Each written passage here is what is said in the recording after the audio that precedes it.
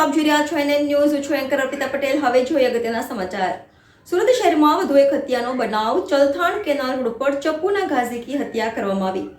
અજાણ્યા હત્યારાઓએ હત્યાને આપ્યો અંજામ. ડિંડોલી પોલીસ ઘટના સ્થળે પહોંચી વધુ તપાસ હાથ ધરી. NN news Surat. દર્શક મિત્રો, તમારી આસપાસ બની રહેલી અવનવી ઘટનાઓ વિશે જાણવા માટે એનએન ન્યૂઝને લાઇક કરો, શેર કરો, સબસ્ક્રાઇબ કરો અને બેલ આઇકન પ્રેસ કરો, જેથી આપને નોટિફિકેશન્સ મળતી રહે.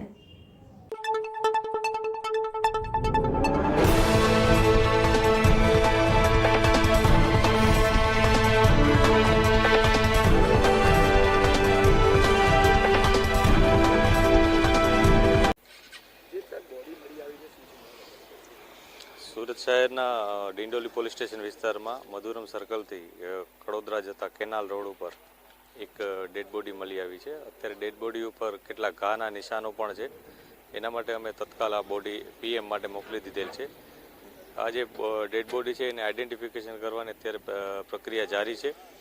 અમે તપાસ કરી રહ્યા છીએ કે આમાં આ વ્યક્તિ કોણ છે પહેલાં, અને ભોગ બનનાર વ્યક્તિ અને એને સંલગ્ન કોઈ વ્યક્તિ મળી આવે તો એની તપાસ અત્યારે ચાલુ છે.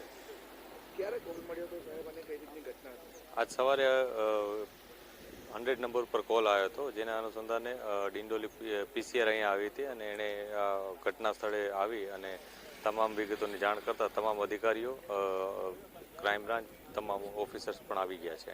કઈ રીતની ઈજાઓ છે સાહેબ? કોઈ હત્યાનો મામલો કહી શકે? પ્રાથમિક દ્રષ્ટિએ કેટલીક ઈજાઓ જણાય છે કે જેના ગળા ઉપર અને હડપચી ઉપર ને એના ઉપર કોઈ તીક્ષ્ણ હથિયારથી અથવા એવા કોઈ હથિયારથી ઘા કરેલું હોય અને બ્લડ ખૂબ વહી ગયેલું હોય એવું અત્યારે જણાય છે. તે છતાં એકવાર પીએમ રિપોર્ટ અને જે મેડિકલ એવિડન્સીસ આવશે એના ઉપર અમે આગળની કાર્યવાહી કરીશું.